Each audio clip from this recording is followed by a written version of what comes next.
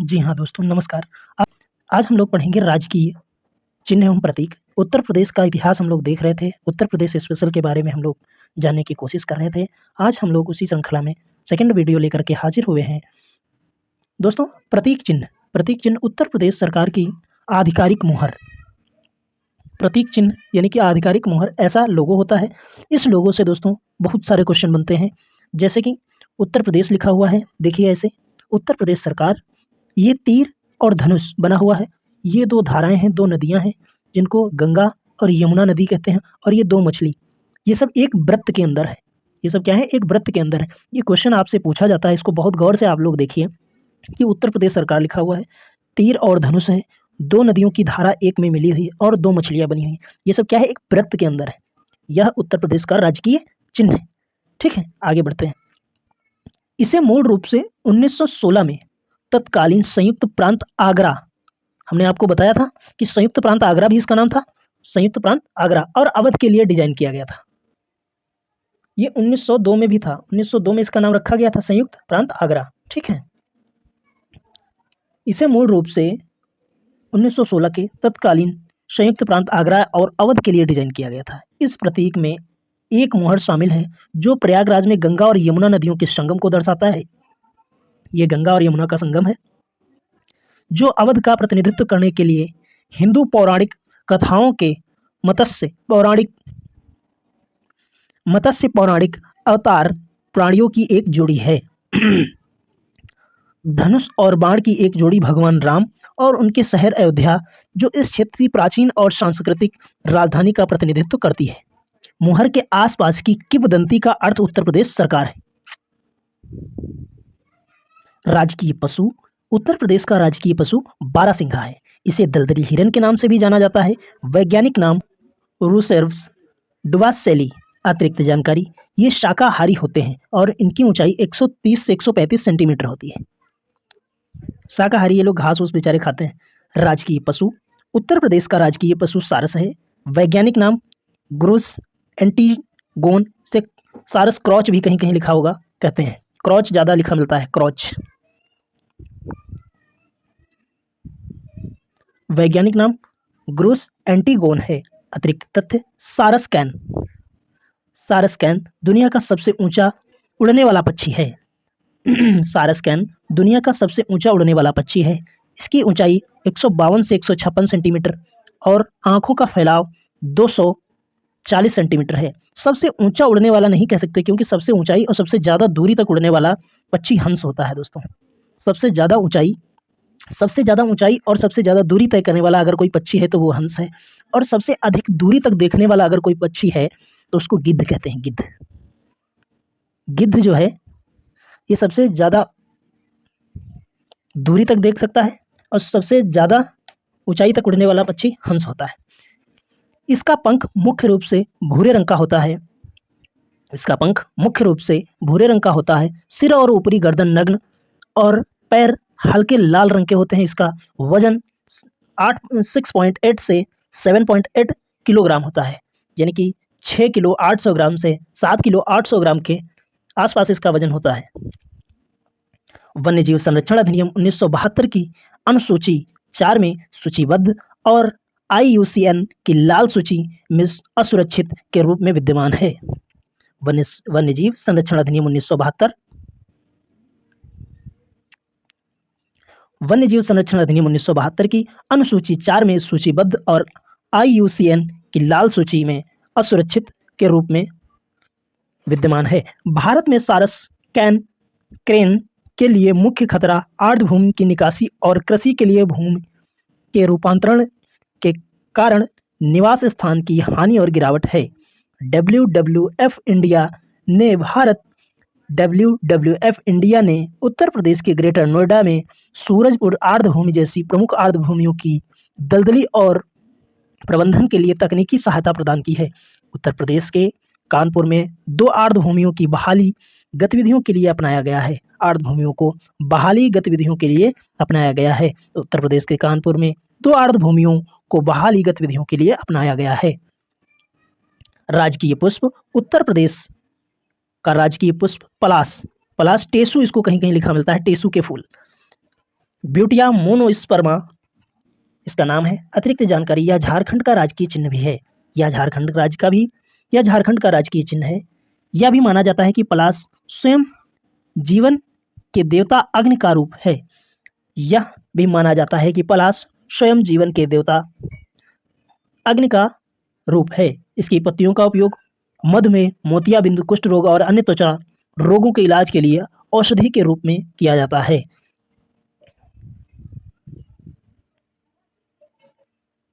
राजकीय वृक्ष, उत्तर प्रदेश का राजकीय वृक्ष अशोक है। वैज्ञानिक नाम साराका अशोक।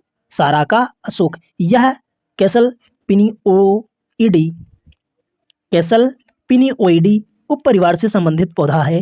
अतिरिक्त जानकारी, अशोक वृक्ष सारका अशोक को हिंदू धर्म में प्रेम और खुशी का प्रतीक माना जाता है और यह प्रजनन और प्रेम की हिंदू देवी जैसे श्रृंगार, ये देखिए दोस्तों श्रृंगार में अशुद्धि है।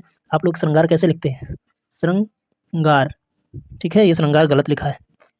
इसे शांति का प्रतीक भी माना जाता है और इसे अक्सर मंदिरों के पास या पवित्र उपवनों में लगाया जाता है। दोस्तों, उत्तर प्रदेश राज्य की सीमाएं 8 राज्य एवं केंद्र शासित प्रदेश दिल्ली और एक अंतर्राष्ट्रीय देश नेपाल से लगती हैं। यह निम्नलिखित दिशाओं में निम्नलिखित राज्यों से घिरा हुआ है। उत्तर में उत्तराखंड और नेपाल, दक्षिण में मध्य प्रदेश और छत्तीसगढ़, पश्चिम में हरियाणा, दिल्ली और राजस्थान, उत्तर पश्चिम में हिमाचल प्रदेश और पूर्व में बिहार और झारखंड जैसे राज्यों से घिरा हुआ है। उत्तर प्रदेश के जिले आसपास के पड़ोसियों के साथ सीमाएं साझा करते हैं, जैसे मध्य प्रदेश। उत्तर प्रदेश की सबसे लंबी सीमा मध्य प्रदेश से लगती है। एक एक पॉइंट महत्वपूर्ण है, एक एक बिंदु महत्वपूर्ण है, ध्यान से सुनिए और समझने की कोशिश करिए। उत्तर प्रदेश की सबसे लंबी सीमा मध्य प्रदेश के साथ लगती है। ध्यान रखिए, उत्तर प्रदेश के 11 जिलों की सीमाएं मध्य प्रदेश के साथ लगती है। उत्तर प्रदेश की सीमा 11 जिलों के साथ मध्य प्रदेश से लगती है। आगरा, इटावा, जालौन, झांसी, ललितपुर, महोबा, बांदा, चित्रकूट, प्रयागराज, मिर्जापुर, सोनभद्र। सोनभद्र दोस्तों बहुत ही महत्वपूर्ण जिला है। सोनभद्र 4 राज्यों से सीमा साझा करता है। 4 राज्यों से सीमा साझा करता है। अभी हम आप लोगों को आगे देखेंगे, बताएंगे। उत्तर प्रदेश का बिहार, उत्तर प्रदेश के 7 जिलों की सीमा बिहार से लगती है। सोनभद्र, चंदौली, गाजीपुर, बलिया, देवरिया, कुशीनगर और महाराजगंज।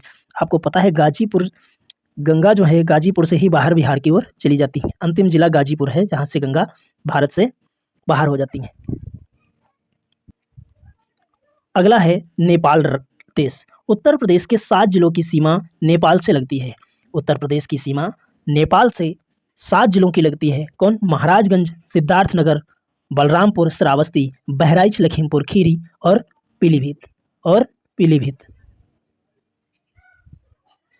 उत्तराखंड 9 नवंबर 2000 को उत्तर प्रदेश राज्य से अलग करके बनाया गया था। 9 नवंबर 2000 दोस्तों, ये बहुत इंपॉर्टेंट डेट है, पूछी जाती है कि कितनी नवंबर को? 9 नवंबर 2000। उत्तर प्रदेश के 7 जिलों की सीमा उत्तराखंड से लगती है। सहारनपुर की लगती है, मुजफ्फरनगर की लगती है, बिजनौर की लगती है, मुरादाबाद, रामपुर, बरेली, पीलीभीत। कौन कौन से हैं? सहारनपुर, मुजफ्फरनगर, बिजनौर, मुरादाबाद, बलरामपुर, इसको मोरादाबाद है, मुरादाबाद कर लो, बरेली और पीलीभीत। हरियाणा राज्य, उत्तर प्रदेश के 6 जिलों की सीमा हरियाणा से लगती है। सहारनपुर, बागपत और गौतम बुद्ध नगर, अलीगढ़, मथुरा, शामली। इनको याद करने की ट्रिक हम आप लोगों को दूसरे नेक्स्ट वीडियो में बताएंगे। अगर इसी में बताएंगे तो दोस्तों हम इसको कवर नहीं कर पाएंगे, इसलिए आप लोग इंतजार करिए नेक्स्ट वीडियो का। उसमें हम अवश्य आपको ये ट्रिक बता देंगे, जिससे जितने भी ये जिले हैं ये आप लोगों को उंगलियों पे याद हो जाएंगे। राजस्थान के 2 जिले आगरा और मथुरा की सीमाएं राजस्थान से लगती हैं। हिमाचल प्रदेश में हिमाचल प्रदेश के साथ सबसे छोटी सीमा साझा करता है। सबसे बड़ी सीमा साझा किसके साथ में? मध्य प्रदेश के साथ। सबसे कम सीमा साझा करते हैं हिमाचल प्रदेश के साथ। झारखंड, सहारनपुर उत्तर प्रदेश का एकमात्र जिला जिसकी सीमा हिमाचल प्रदेश से लगती है। तो सहारनपुर एक ऐसा जिला है जिसकी सीमा मात्र हिमाचल प्रदेश से लगती है। आगे झारखंड सोनभद्र उत्तर प्रदेश का एकमात्र जिला है जिसकी सीमा झारखंड से लगती है। देख रहे हैं दोस्तों, झारखंड से भी सोनभद्र की सीमा लग रही है। छत्तीसगढ़ से भी सोनभद्र की सीमा लग रही है। छत्तीसगढ़, सोनभद्र उत्तर प्रदेश का एकमात्र ऐसा जिला है जिसकी सीमा छत्तीसगढ़ से लगती है। दिल्ली, 2 जिले अर्थात गाजियाबाद, गौतम बुद्ध नगर दिल्ली से सीमा साझा करते हैं। ठीक है,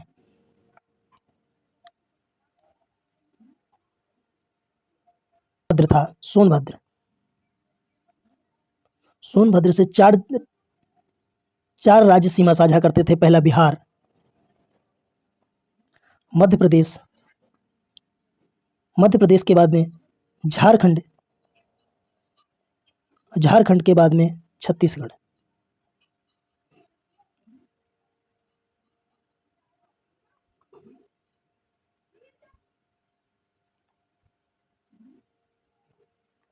छत्तीसगढ़, ठीक है। उत्तर प्रदेश के साथ सीमा साझा करने वाले अन्य राज्यों के जिले, ये इंपॉर्टेंट नहीं है, अगर आप लोग चाहें देख लीजिए, हम आप लोगों को बता देते हैं।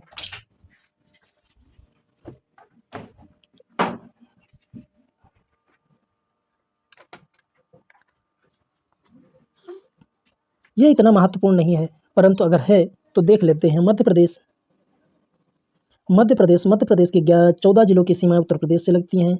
मुरैना, भिंड, दतिया, श्योपुर, अशोकनगर, सागर, टीकमगढ़, निवाड़ी, छतरपुर, सतना, पन्ना, रीवा सीधी और सिंगरौली, ये मध्य प्रदेश के जिले हैं। बिहार के 8 जिलों की सीमा उत्तर प्रदेश से लगती है। पश्चिम चंपारण, गोपालगंज, सिवान, सारण, भोजपुर, बक्सर, कैमूर और रोहतास। पश्चिम चंपारण में गोपाल, ऐसे ट्रिक है दोस्तों, पश्चिम चंपारण में गोपाल नाम का लड़का शिव का भक्त था, शिव की शरण में जाता है और वहाँ भोजन करता है, और भोजन करके बक्से पर कैमूर यानी मोड़ करके रोने लगता है। याद कर लीजिए, पश्चिम चंपारण में गोपाल नामक लड़का शिव की शरण में जाता है, भोजन करता है और बक्से पर कैमूर करके रोने लगता है। आपको ऐसे करके हम ट्रिक दे देंगे सारी, जिससे आपको सारे जिले याद हो जाएंगे। उत्तराखंड, याद कर लीजिए, उत्तराखंड के 5 जिले जो उत्तर प्रदेश से सीमा साझा करते हैं: देहरादून, हरिद्वार, पैड़ी, नैनीताल, उधम सिंह नगर। अब हरियाणा, हरियाणा हरियाणा के 7 जिलों की सीमा उत्तर प्रदेश से लगती है: यमुनानगर, करनाल, पानीपत, सोनीपत, फरीदाबाद, पलवल, मेवात, न्यू।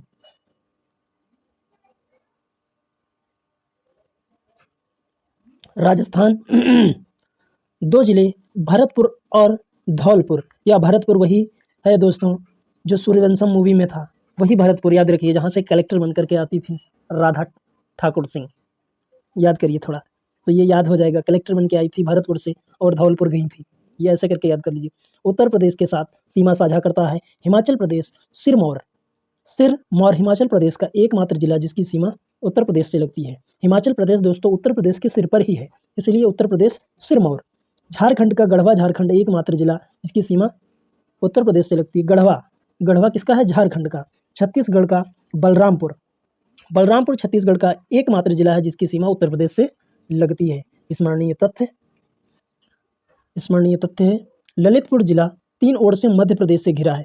मध्य प्रदेश से 3 ओर से ललितपुर घिरा हुआ है, जबकि सोनभद्र 4 राज्यों से घिरा है। सोनभद्र जिले की सीमा 4 राज्यों बिहार, झारखंड, छत्तीसगढ़, मध्य प्रदेश से लगती है। उत्तर प्रदेश के सहारनपुर जिले की सीमाएं हरियाणा, हिमाचल प्रदेश और उत्तराखंड से लगती है। एनसीआर राष्ट्रीय राजधानी क्षेत्र के 8 शहर मेरठ, मुजफ्फरनगर, गाजियाबाद, गौतम बुद्ध नगर, बुलंदशहर, बागपत, हापुड़ और शामली शामिल हैं। दोस्तों उत्तर प्रदेश का सबसे पूर्वी जिला बलिया है। इसको याद करने की दोस्तों ट्रिक बना लीजिए। आपके गांव या शहर से जो पूरब की डिस्टेंस पर कोई बा नाम से कोई गांव हो, आप उससे इसको जोड़ दीजिए। जैसे कि हमारे शहर गांव में के आसपास के गांव जो हैं उनसे हमने अपने यहाँ ट्रिक बना रखी है, ऐसे आप भी अपने शहर या गांव के आसपास के क्षेत्र में जो भी गांव हैं याद कर लीजिए। सोनभद्र ने सहारा लगाया बलिया से शाम तक, सोनभद्र ने सहारा लगाया बलिया से शाम तक। बस ऐसे करके ये चारों जिले हैं, इनको याद कर लीजिए। अब बा से इतना याद रखिए कि बा सबसे पूर्व में आएगा, बा, शा और सोनभद्र और शामली। सोनभद्र सबसे दक्षिणी जिला है। सोनभद्र, जैसे कि आपके यहाँ कोई सोनू नाम का लड़का है जिसका मकान सबसे दक्षिण साइड में है, आपके मकान के दक्षिण साइड में अगर उसका मकान है तो याद कर लीजिए सोनू नाम का लड़का दक्षिण साइड में रहता है आपके मकान के। सोनू ने सहारा लगाया, यानी कि सहारनपुर से सोनू ने सहारा लगाया बलिया से शाम तक। बलिया से शाम तक। बलिया बा से याद रखिए, ये सबसे पूर्वी जिला है। ऐसे करके इसको कोरिलेट कर लीजिए और आपको ये याद हो जाएगा जिस तरीके से हमने इनको याद कर रखा है। क्षेत्रफल की दृष्टि से राज्य का सबसे बड़ा जिला लखीमपुर है। 7680 वर्ग किलोमीटर इसका क्षेत्रफल है। इसका क्षेत्रफल है। क्षेत्रफल की दृष्टि से सबसे छोटा जिला हापुड़ है, जिसका 660 वर्ग किलोमीटर में फैला हुआ है। 660 वर्ग किलोमीटर में फैला हुआ है। जनसांख्यिकी जनगणना 2011। जनसांख्यिकी जनगणना 2011। जनसांख्यिकी जनगणना 2011 वर्ष 1749 में पूरे देश को कवर करने वाली पहली जनसंख्या जनगणना स्वीडन राज्य में आयोजित की गई थी। इसको आप लोग देख लीजिए, महत्वपूर्ण है। वह में फिनलैंड स्वीडन का हिस्सा हुआ करता था। उस समय फिनलैंड स्वीडन का हिस्सा हुआ करता था। ब्रिटिश भारत में लॉर्ड मेयो ने 1872 में पहली बार जनगणना कराई थी। 1881 में लॉर्ड रिपन ने जनगणना 10 वर्षों के अंतराल पर आयोजित की जाने वाली एक नियमित प्रक्रिया अपनाई थी। ठीक है, पहली जनगणना की शुरुआत कब से हुई है? 1872 से हुई है। जनगणना 1872 के समय लॉर्ड मेयो ने कराई थी। 1881 में लॉर्ड रिपन ने जनगणना 10 वर्षों के अंतराल में आयोजित होने वाली नियमित जनगणना करवाई। कुल मिलाकर 15वीं और आज़ादी से 7वीं जनगणना थी। 2011 की जनगणना जो है कुल मिलाकर 15वीं और आज़ादी के बाद से 7वीं जनगणना थी। जनगणना अधिनियम 1948 के तहत आयोजित की जाती है। जनगणना 2011 की जनगणना का आदर्श वाक्य हमारी जनगणना हमारा भविष्य था। 2011 की जनगणना के आंकड़े 31 मार्च 2011 को जारी किए गए थे। 2011 के रजिस्ट्रार जनरल और जनगणना आयुक्त सी चंद्रमौली हैं। 1931 में अंग्रेजों द्वारा आखिरी जाति आधारित जनगणना की गई थी। 2021 जनगणना 16वीं और आज़ादी के बाद 8वीं जनगणना होगी। यह भारतीय संविधान की 8वीं अनुसूची में उल्लिखित 22 भाषाओं में से 18 भाषाओं में आयोजित की जाती है। बहुत ही महत्वपूर्ण ये लाइन है दोस्तों कि 8वीं अनुसूची में कुल भाषाएं कितनी हैं? 22, लेकिन जो जनगणना है वो मात्र 18 भाषाओं में आयोजित की जाती है। उत्तर प्रदेश की जनगणना के महत्वपूर्ण आंकड़े। उत्तर प्रदेश भारत का सबसे अधिक जनसंख्या वाला राज्य है। मतलब 20 करोड़ के आसपास जनसंख्या उत्तर प्रदेश में पाई जाती है। अगला है पुरुष 52% है दोस्तों। 10 करोड़ के आसपास 10,44,80,510 व्यक्ति हैं। महिलाओं में 9,53,31,831 9,53,31,831 यानी 47.72% महिलाएं हैं। उत्तर प्रदेश में एससी आबादी 4,13,57,608 व्यक्ति हैं। उत्तर प्रदेश में एसटी आबादी 11,34,273 व्यक्ति हैं। भारत की जनसंख्या का परसेंटेज 16.51% है। भारत का जो परसेंटेज है, भारत की तुलना उत्तर प्रदेश में, जबकि पूरे भारत में पूरे विश्व का 17.5% पाया जाता है, जबकि भूखंड हमारे पास कितना है? 2.42%। आबादी के लिहाज से उत्तर प्रदेश, महाराष्ट्र और बिहार, यह 3 राज्य हैं सर्वाधिक जनसंख्या वाले। तुलना भारत और उत्तर प्रदेश जनगणना 2011 के अनुसार।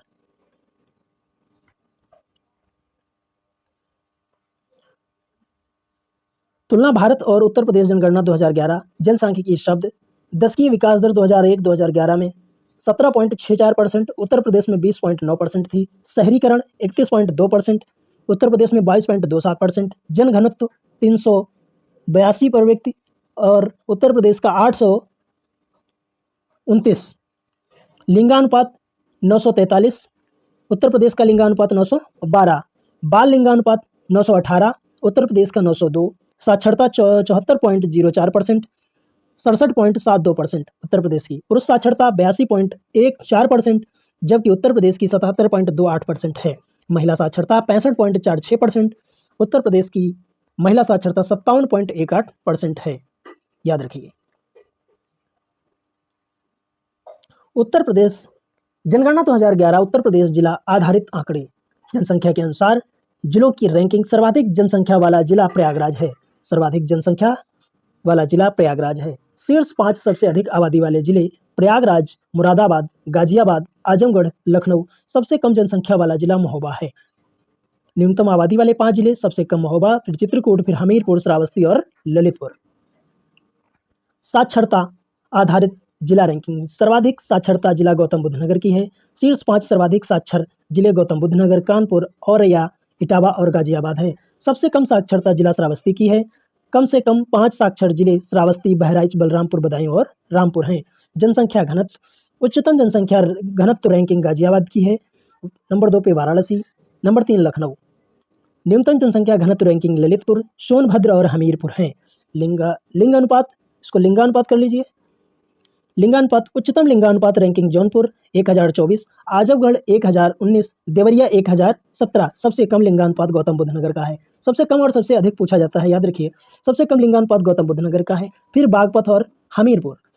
बाल लिंगानुपात, उच्चतम बलरामपुर 950, उच्चतम बलरामपुर 950, न्यूनतम बागपत 841।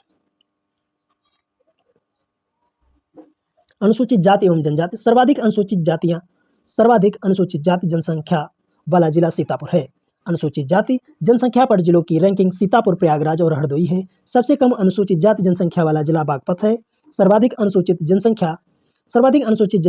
जनसंख्या वाला जिला सोनभद्र। एसटी जनसंख्या पर जिलों की रैंकिंग सोनभद्र, बलिया और देवरिया। एसटी सबसे कम अनुसूचित जनजातीय जनसंख्या वाला जिला बागपत है। शहरीकरण, गाजियाबाद में शहरी आबादी का प्रतिशत सबसे अधिक 67.6% है। शहरीकरण प्रतिशत के आधार पर रैंकिंग गाजियाबाद, लखनऊ, कानपुर नगर, गौतम बुद्ध नगर, मेरठ है। श्रावस्ती 3.5% में शहरीकरण जनसंख्या का प्रतिशत सबसे कम है। सबसे कम शहरी श्रावस्ती में पाई जाती है। सबसे कम शहर में लोग रहते हैं, कहाँ? श्रावस्ती में। ग्रामीण आबादी के आधार पर रैंकिंग श्रावस्ती, कुशीनगर, महाराजगंज, सुल्तानपुर और प्रतापगढ़ है। दशकीय वृद्धि दर 2001 से 2011 के बीच। गौतम बुद्ध नगर के दशकीय विकास 49.1% सबसे अधिक है। इसके बाद गाजियाबाद में दशकीय विकास दर के आधार पर रैंकिंग गौतम बुद्ध नगर, गाजियाबाद, श्रावस्ती, कानपुर नगर की दशकीय विकास दर सबसे कम 9.9% है। धर्म के अनुसार हिंदू, मुस्लिम, ईसाई, जैन, सिख और बौद्ध हैं। उत्तर प्रदेश के प्रथम राज्यपाल सरोजिनी नायडू रहीं। उत्तर प्रदेश में पहले मुख्यमंत्री पंडित गोविंद बल्लभ पंत भाई रहे। उत्तर प्रदेश के पहले मुख्यमंत्री पंडित गोविंद बल्लभ पंत थे। उत्तर प्रदेश के पहले उप मुख्यमंत्री चौधरी नारायण सिंह थे। उत्तर प्रदेश की पहली महिला मुख्यमंत्री सुचेता कृपलानी थी। दूसरी सुश्री मायावती, जो कि 4 बार मुख्यमंत्री रहीं। इलाहाबाद उच्च न्यायालय के प्रथम मुख्य न्यायाधीश वाल्टर वार्गन स्वतंत्रता से पहले, बंधु भूषण मलिक स्वतंत्रता के बाद रहे। सबसे कम उम्र के मुख्यमंत्री श्री अखिलेश यादव जी रहे। और अब अपने यहाँ के वर्तमान 2 बार से मुख्यमंत्री श्री आदित्यनाथ योगी जी हैं। उत्तर प्रदेश में विधानसभा के प्रथम अध्यक्ष राजश्री पुरुषोत्तम दास टंडन हैं। वर्तमान उत्तर प्रदेश के विधानसभा के अध्यक्ष सतीश महाना जी हैं। उत्तर प्रदेश में प्रथम लोकायुक्त विशंभर दयाल जी हैं। उत्तर प्रदेश के प्रथम मुख्य सूचना आयुक्त मोहम्मद असगर हैं। उत्तर प्रदेश विधान परिषद के प्रथम सभापति श्री सीताराम स्वतंत्रता से पहले। उत्तर प्रदेश की पहली यूनिवर्सिटी इलाहाबाद यूनिवर्सिटी 1887 में बनाई गई थी। पहला जैव औद्योगिकी पार्क बक्सी तालाब लखनऊ में स्थित है। पहला जैव प्रौद्योगिकी पार्क, एशिया का पहला DNA bank, biotech park Lucknow में है। उत्तर प्रदेश में यूनेस्को विश्व धरोहर स्थल। कोई भी विरासत अतीत की हमारी धरोहर होती है। इसके साथ हम आज रहते हैं और उसे हम भावी पीढ़ियों को सौंपते हैं। हमारी सांस्कृतिक और प्राकृतिक विरासत दोनों ही जीवन और प्रेरणा के अपूरणीय स्रोत हैं। संयुक्त राष्ट्र शैक्षिक, वैज्ञानिक और सांस्कृतिक संगठन यूनेस्को दुनिया भर में मानवता के लिए उत्कृष्ट मूल्य मानी जाने वाली सांस्कृतिक और प्राकृतिक विरासत की पहचान, सुरक्षा और संरक्षण को प्रोत्साहित करना चाहता है। 1972 में यूनेस्को द्वारा अपनाए गए विश्व सांस्कृतिक और प्राकृतिक विरासत के संरक्षण से संबंधित अभिसमय नामक एवं अंतर्राष्ट्रीय संधि में सन्निहित हैं। इस अभिसमय को मंजूरी देने वाले देशों की सरकारें राज्य पक्ष यूनेस्को द्वारा रखी गई सूचियों में शिलालेख के लिए विश्व धरोहर समिति के लिए उपयुक्त स्थलों की पहचान करती हैं और नामित करती हैं। यूनेस्को विश्व धरोहर सूची स्थल में शामिल होने के लिए चयन के मापदंड क्या हैं? साइटों को यूनेस्को की विश्व धरोहर का दर्जा केवल तभी मिलता है जब उसका अद्भुत सार्वभौमिक मूल्य हो और नीचे उल्लिखित 10 चयन मानदंडों में से कम एक हो। यह एक उत्कृष्ट कृति होनी चाहिए जो मानव संरचना प्रतिभा का प्रतिनिधित्व करती हो। ऐसी साइट जो प्रौद्योगिकी या वास्तुकला से असाधारण विकास, समय के साथ मानवीय मूल्यों के सहयोग संयोजन, मानवीय मूल्यों के संयोजन, नगर नियोजन, स्मारकीय कला या परिदृश्य डिजाइन को प्रदर्शित करती हैं। यह एक असाधारण तकनीक या वास्तुशिल्प का नमूना होना चाहिए, एक विशेष प्रकार की इमारत जो मानव इतिहास में उल्लेखनीय चरणों का प्रतिनिधित्व करती है। एक ऐसी साइट जो किसी सांस्कृतिक परंपरा का सभ्यता का असाधारण इतिहास रखती हो, जो लुप्त हो गई हो या वर्तमान में अपनी यात्रा जारी कर रखे हुए है, या अत्यधिक सार्वभौमिक महत्व, विचारों, विश्वासों, जीवित परंपराओं और घटनाओं के साथ उत्कृष्ट साहित्यिक और कलात्मक कार्यों से संबंधित होनी चाहिए। एक ऐसी साइट जो अत्यधिक महत्वपूर्ण मानव बस्ती का एक शानदार उदाहरण है, जो पर्यावरण से संबंधित है, खासकर जब इसे अपरिवर्तनीय प्रकृति परिवर्तनों का सामना करना पड़ा हो। इसे पृथ्वी के इतिहास के असाधारण चरणों का प्रतिनिधित्व करना चाहिए। इसे भूमि के विकास से संबंधित महत्वपूर्ण भौगोलिक परिवर्तनों और महत्वपूर्ण भौगोलिक या भू आकृति संबंधी परिवर्तन शामिल हैं। एक ऐसी साइट जो सामान्य प्राकृतिक सौंदर्य से परे है और इसे असाधारण प्राकृतिक घटनाएं शामिल होनी चाहिए। इसमें एक बहुत ही महत्वपूर्ण और असाधारण प्राकृतिक आवास होना चाहिए, जिसमें बहुत समृद्ध प्राकृतिक विविधता हो। इसमें लुप्त प्राय प्रजातियां शामिल हों, जो वैज्ञानिक दृष्टिकोण को समृद्ध करने में मदद कर सकें। एक ऐसी साइट जो विकास की चल रही जैविक और पारिस्थितिकी प्रक्रिया को आगे बढ़ा रही है, साथ ही ऐसे समुद्री पारिस्थितिकी तंत्र और तटीय या स्थलीय जीवन के विकास को भी दिखाना चाहिए। वर्तमान समय में भारत में 42 यूनेस्को विश्व धरोहर स्थलें हैं। जिसमें से 32 सांस्कृतिक, 7 प्राकृतिक और एक मिश्रित स्थल शामिल है। मिश्रित स्थल वह है जिसका सांस्कृतिक और प्राकृतिक दोनों महत्व हैं। सिक्किम का कंचनजंगा राष्ट्रीय उद्यान भारत का एकमात्र मिश्रित है। इसे 2016 में नामित किया गया था। 1983 में भारत के 4 स्थलों को यूनेस्को की विश्व धरोहर सूची में शामिल किया गया था, अर्थात अजंता की गुफाएं, एलोरा की गुफाएं, आगरा का किला और ताजमहल। सितंबर 2023 में सूची में नवीनतम शामिल किए गए स्थल कलकत्ता में शांति निकेतन और करवशलम के पवित्र समूह हैं। आज के लिए बस इतना ही। फिर मिलेंगे दोस्तों आप नेक्स्ट वीडियो में, तब तक के लिए